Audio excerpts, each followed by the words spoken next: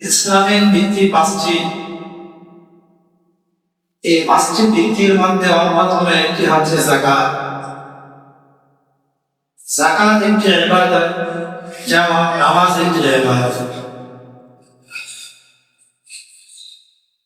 প্রত্যেক ধনী ব্যক্তি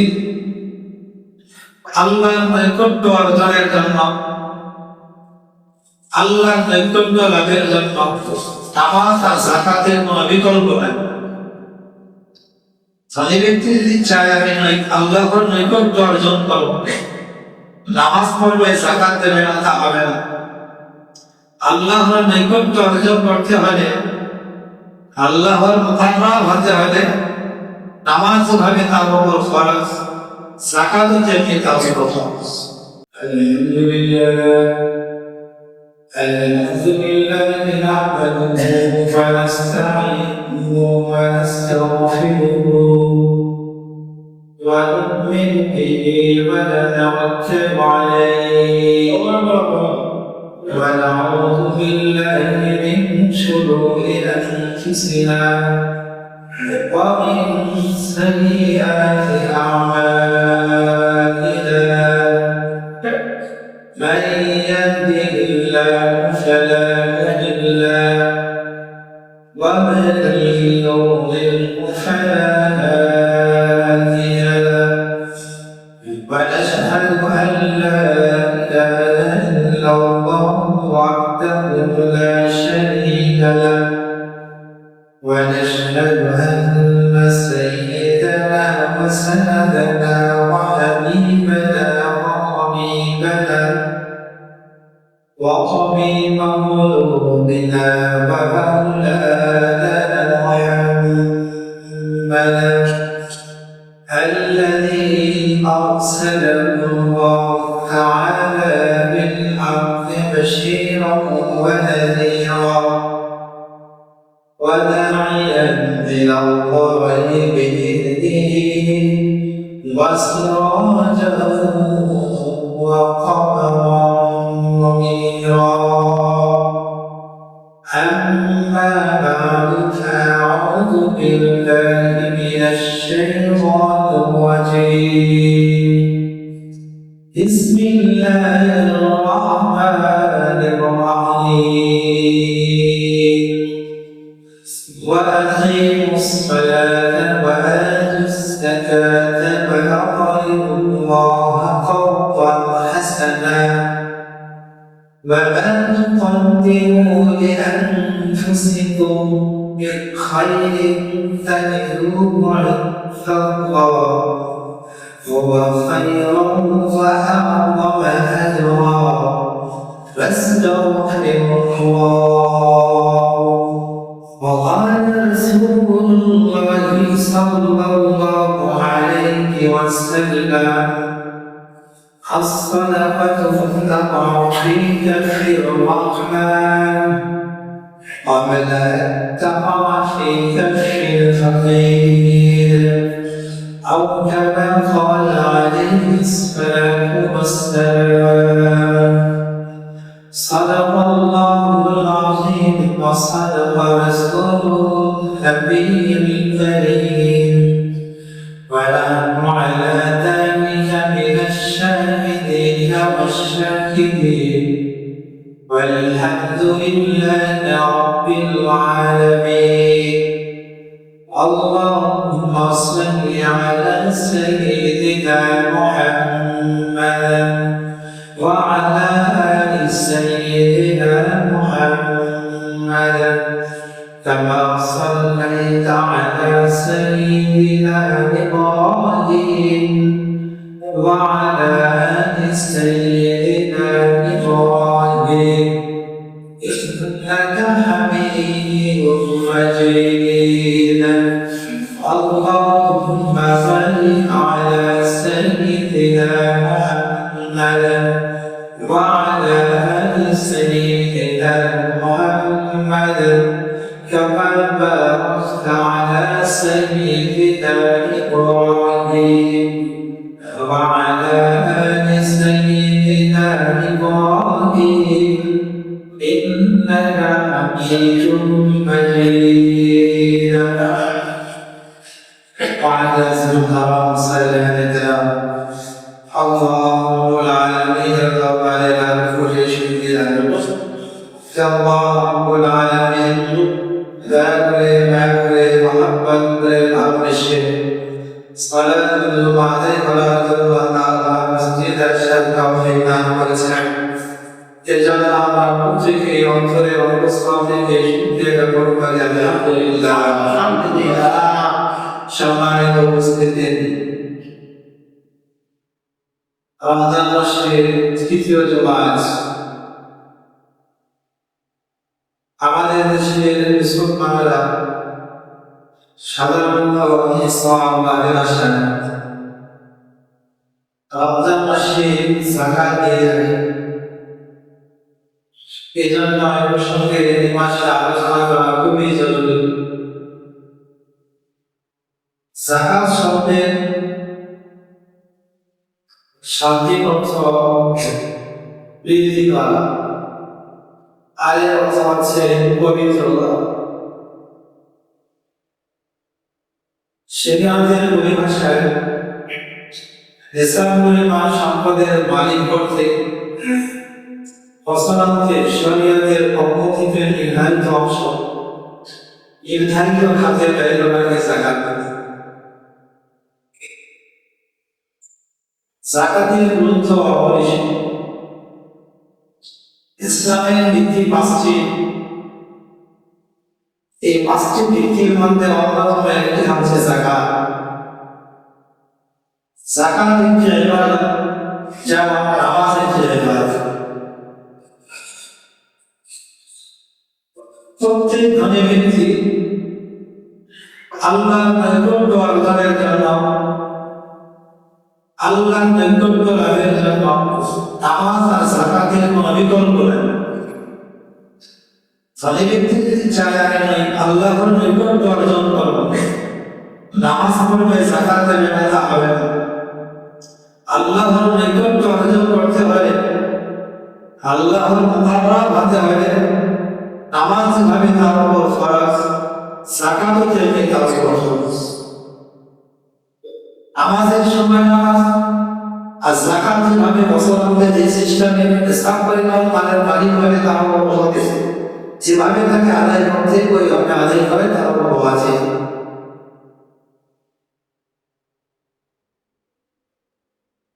আল্লাহ রাব্বুল আলামিন কোরআনুল কারীমে প্রত্যেক জায়গায় যাকাতের কথা উল্লেখ করেছেন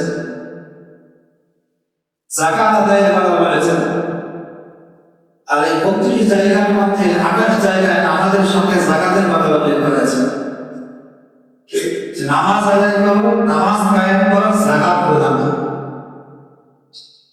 وأقيموا الصلاة وآتوا الزكاة وأقرضوا الله قرضا حسنا তোমরা নামাজ কায়েম করো যাকাত প্রদান করো এবং আল্লাহ রাব্বুল আলামিনকে কর্জে হাসানা উত্তম ঋণ দাও আল্লাহ রাব্বুল আলামিন তার বান্দাদেরকে দান সদকা এবং যাকাত প্রদানের জন্য বিভিন্নভাবে উদ্বুদ্ধ করেছেন যে কোরআনে বলেছে ওয়াআরিদুল্লাহ কওলান হাসানা তোমরা আল্লাহ রাব্বুল আলামিনকে কর্জে হাসানা উত্তম খরচ বা উত্তম ঋণ দাও আল্লাহকে ঋণ দাও উত্তম ঋণ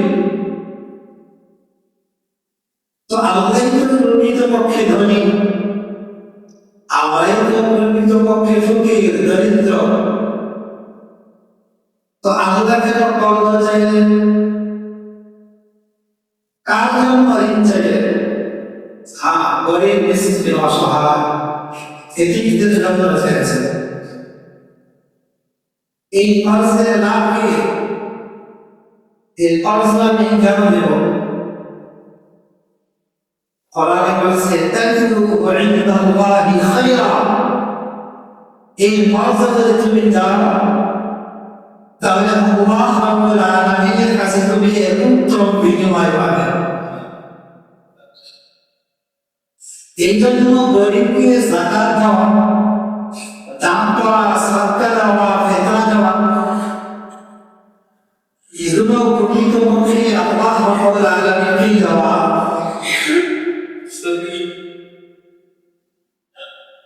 কোরআন কারীমে আল্লাহ রাব্বুল আলামিন ঘোষণা দিয়েছেন, ألم يعلموا أن الله هو يقبل التوبة عن عباده ويأخذ الصدقات।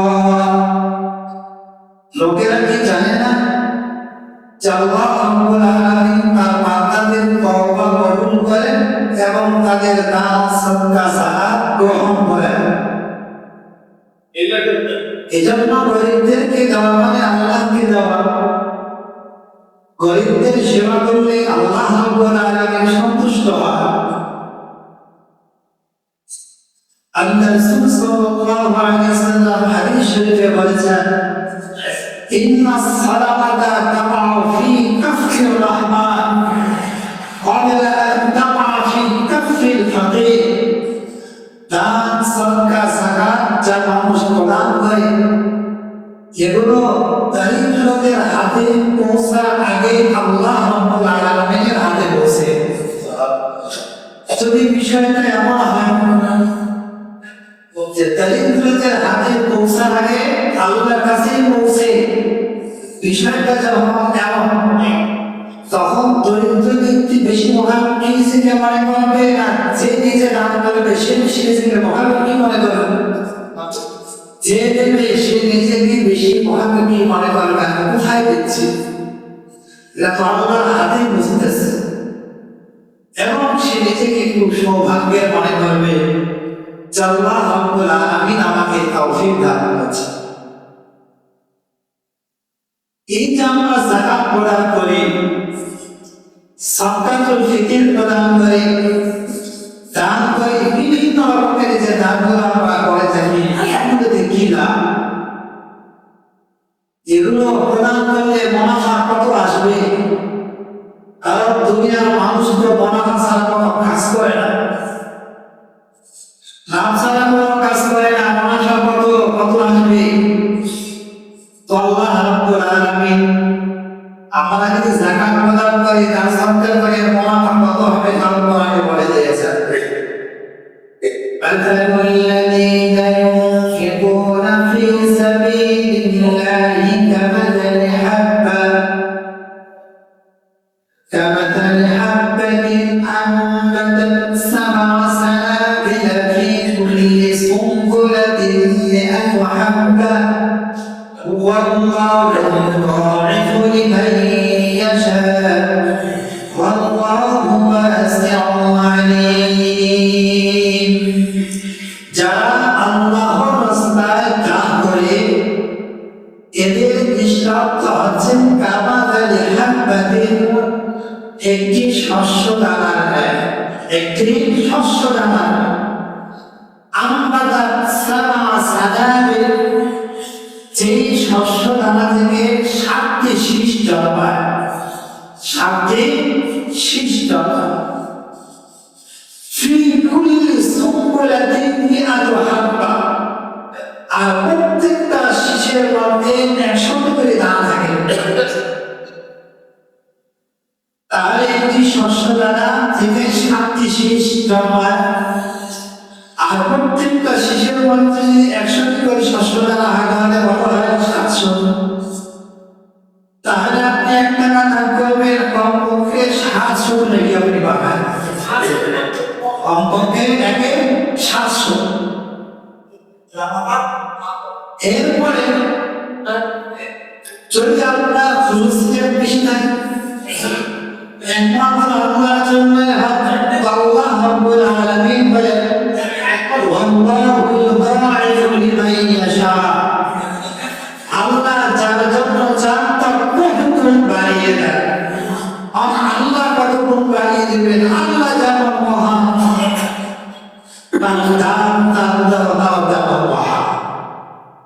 আল্লাহু ওয়াসিউন আলিম, আল্লাহ প্রচন্ড মহান। আজ আমরা মনে করি যাকাত যাকাত শব্দের মধ্যে অর্থ নিহিত আছে যাকাত প্রদান করলে তোমার সম্পদ বাড়বে।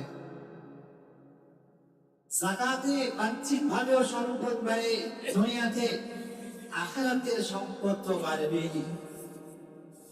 যারা যাকাত প্রদান করে না দেখবেন এদের বিপদ আপদের শেষ নাই, রোগ বালার শেষ নাই। একদিক থেকে অর্থ আসে, ব্যয়ের খাতের কোনো শেষ নাই, অন্ত নাই। আর যাকাত শব্দের আরেকটি অর্থ হচ্ছে পবিত্র করা। যাকাত প্রদান না করলে ওই সম্পদের মধ্যে নাপাকি থেকে যায়। নাপাকি জিনিসটা কেউ পছন্দ করে না। আমার থেকে তো দুর্গন্ধ ছড়ায়, দুর্গন্ধময় জিনিসটা আপনি গ্রহণ করেন না। আর যেই সম্পদের মধ্যে নাপাক থাকবে সেই সম্পদ কোনোদিন আপনার উপকারে আসতে পারে না, সেই সম্পদ কখনো টেকসই হতে পারে না। কোরআনুল কারীমে আল্লাহ রাব্বুল আলামিন বলে দিয়েছেন তার হাবিবকে, খুয মিন আমওয়ালিহিম সাদাকাতান তুতাহহিরুহুম ওয়া তুযাক্কিহিম বিহা ওয়া সাল্লি আলাইহিম ইন্না সালাতাকা সাকানুন লাহুম আল্লাহু সামিউন আলীম। এ হাবিব, যারা ধনী তাদের ধন সম্পদ থেকে যাকাতকে উসুল করো, আর এর মাধ্যমে তাদেরকে পবিত্র পরিশোধন করো। ইন্না সালাতাকা সাকানুন লাহুম ওয়া সাল্লি আলাইহিম, এবং তাদের জন্য আপনি দোয়া করো। ইন্না সালাতাকা সাকানুন লাহুম, নিশ্চয় আপনার দোয়া তাদের জন্য প্রশান্তির কারণ। যাকে বলা হয়েছে যাকাতের মাধ্যমে পবিত্র করা হয়, পরিশোধন করা হয়। এই জন্য যাকাত অবশ্যই যাদের উপর ফরজ তাদেরকে আদায় করতে হবে। যাকাত ফরজ হয় কার উপর? প্রত্যেক জ্ঞান সম্পন্ন প্রাপ্তবয়স্ক মুসলিম নরনারী যার কাছে নিসাব পরিমাণ সম্পদ আছে তার উপরে যাকাত ওয়াজিব। নিসাব পরিমাণ সম্পদের মালিক যিনি তাকে বলা হয় সাহেবুন নিসাব। কি পরিমাণ অর্থ থাকলে আপনার উপর যাকাত ফরজ, যাকাত আদায় করা ওয়াজিব? ৫৫ তোলা রূপা বা তার মূল্য যার কাছে আছে তার উপরে যাকাত ওয়াজিব। অনেকের ভুল বুঝাবুঝি আছে যে ৭.৫ ভরি স্বর্ণ অথবা ৫৫ তোলা রূপা আমার কাছে নাই তাই যাকাত ওয়াজিব নয়, এটা ভুল কথা। যাকাত ওয়াজিব হওয়ার জন্য ৭.৫ ভরি স্বর্ণ আপনাকে থাকতে হবে না, ৫৫ তোলা রূপা আপনার কাছে থাকতে হবে। কারো কাছে কিছু স্বর্ণ আছে, কিছু রূপা আছে, বা প্রয়োজনীয় অতিরিক্ত কিছু অর্থ আছে, সবকিছু সমন্বয় করে যদি এগুলো অর্থ ৫৫ ভরি রূপার সমপরিমাণ হয় তার উপরেই যাকাত ওয়াজিব। তো অনেকে ভাবে আমার কাছে ৫ ভরি স্বর্ণ আছে, ৭.৫ ভরি তো স্বর্ণ নাই, যাকাত ওয়াজিব হবে না, এটা ভুল। বা ৫৫ তোলা রূপা নাই, কয়েক তোলা আছে, যাকাত ওয়াজিব হবে না, এই কথা ভুল। আপনার কাছে যদি ১ ভরি স্বর্ণ থাকে, কিছু রূপা থাকে, দেখতে হবে ১ ভরি স্বর্ণের দাম কত। যদি ৫৫ তোলা রূপার সমপরিমাণ হয়ে যায় তাহলে তো যাকাত ওয়াজিব।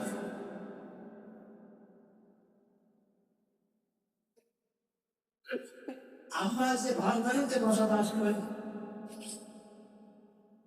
ঘর বাড়ি প্রয়োজনের আসবাবপত্র, আয়ের উৎস, যেমন আপনার দোকানপাট, গার্মেন্টস বা গার্মেন্টসের যে বেশি, এগুলোর উপর যাকাত আসবে না।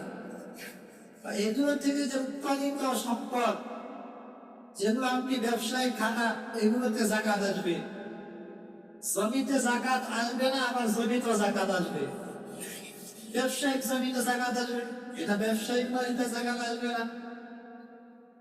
আপনার বিল্ডিং এ জাকাত আসবে না, কিন্তু যে ভাড়া বাড়িতে এগুলো অর্থের উপর জাকাত আসবে।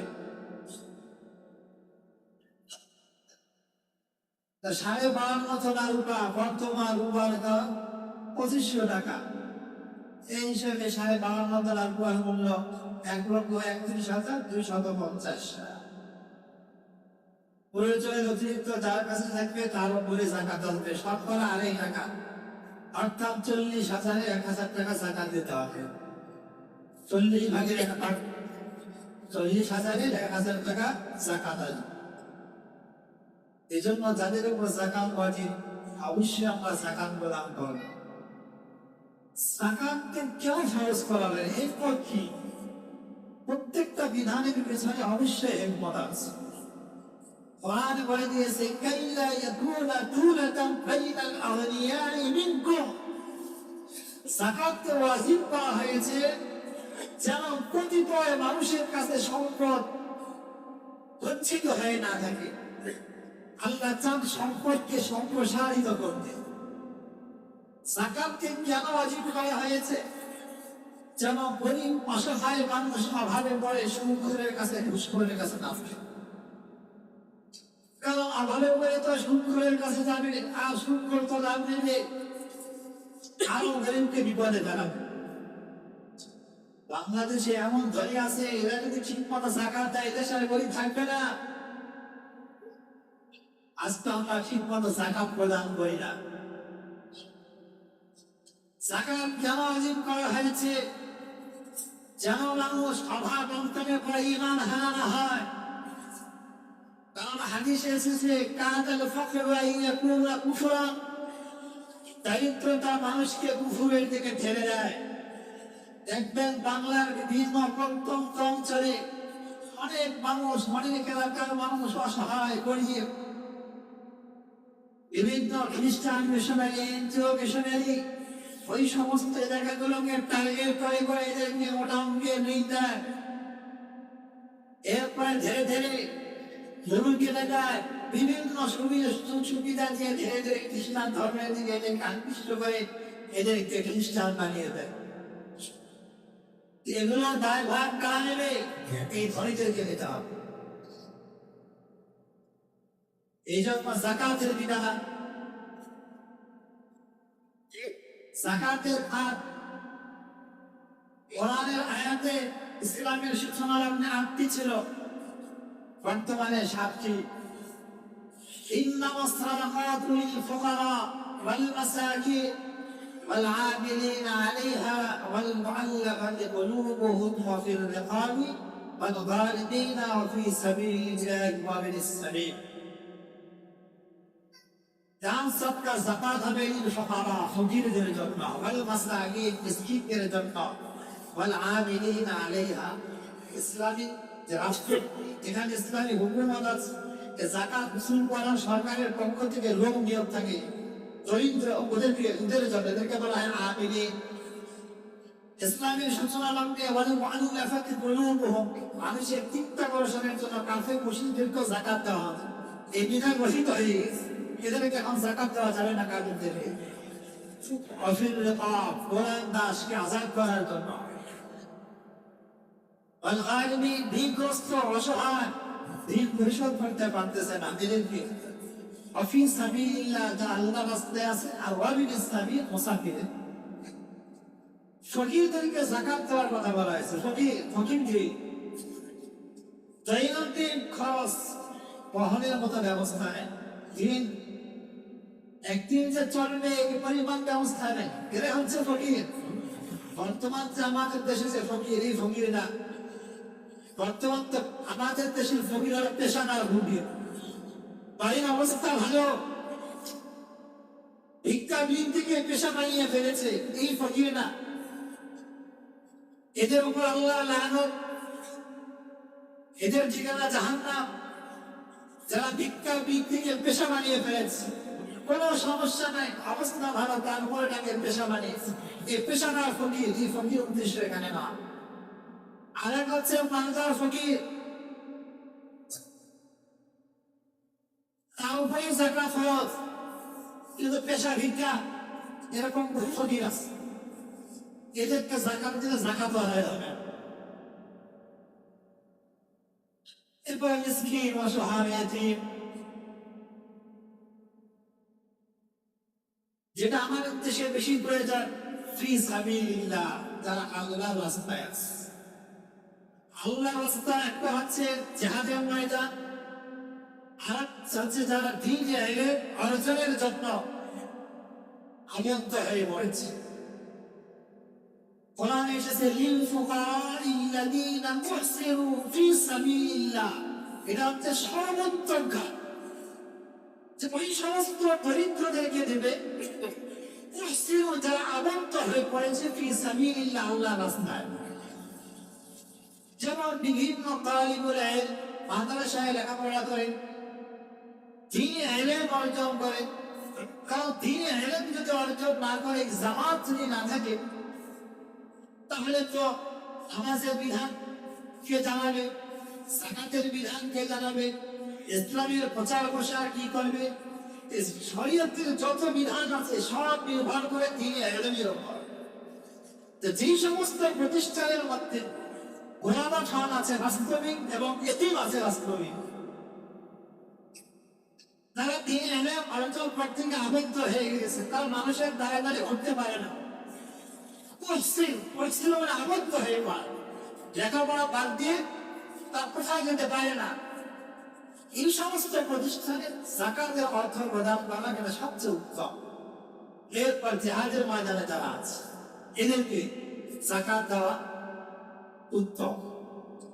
লা ইস্তাতিউনা দারবান ফিল আরদ, মানুষের দ্বারা দ্বারে ঘুরতে পারে না। আর যারা জাহেল, ইয়াহসাবুহুমুল জাহিলু আগনিয়া মিনাত তাআব, অনেক জাহেল আছে না, কোরআনে বলে জাহেলরা বলে মাদ্রাসা এই সমস্ত প্রতিষ্ঠানে কেন দেবে, এরা তো হাত পাতে না। এরা হাত পাতবে কিভাবে? এরা তো ধীরে ধীরে মর্যাদা পর থেকে আবদ্ধ হয়ে পড়েছে। তারিফুহুম বিসীমাহুম, এদের সব দ্বারা বুঝে নেবে এদেরকে দেওয়া দরকার। লা ইয়াসআলুনা নাসা ইলহাফা, এরা মানুষের কাছে কাকুতি মিনতি করে চাইতে পারে না। এই জন্য এদেরকে দিতে হবে উত্তম খাত। আর যাদের উপর যাকাত ওয়াজিব, এরপরে যদি যাকাত না দেন, কোরআনের ঘোষণা ওয়াল্লাযীনা ইয়াকনিজুনা আয-যাহাবা ওয়াল ফিদ্দাতা ওয়ালা ইউনফিকুনাহা ফি সাবিলিল্লাহ ফাবাশশিরহুম বিআযাবিন আলীম, যারা হারাম সম্পদ স্বর্ণ রূপা এগুলোকে মূলজীবিত করে রাখবে, আল্লাহর রাস্তায় ব্যয় করবে না, হে হাবিব ফাবাশশিরহুম বিআযাবিন আলীম, এদেরকে লাঞ্ছনাকর শাস্তির সুসংবাদ দিয়ে এদেরকে জানিয়ে দিন ইয়াউমা আলাইহা ফি নারি জাহান্নাম, এই ধন সম্পদগুলোকে জাহান্নামের আগুনে উত্তপ্ত করা হবে।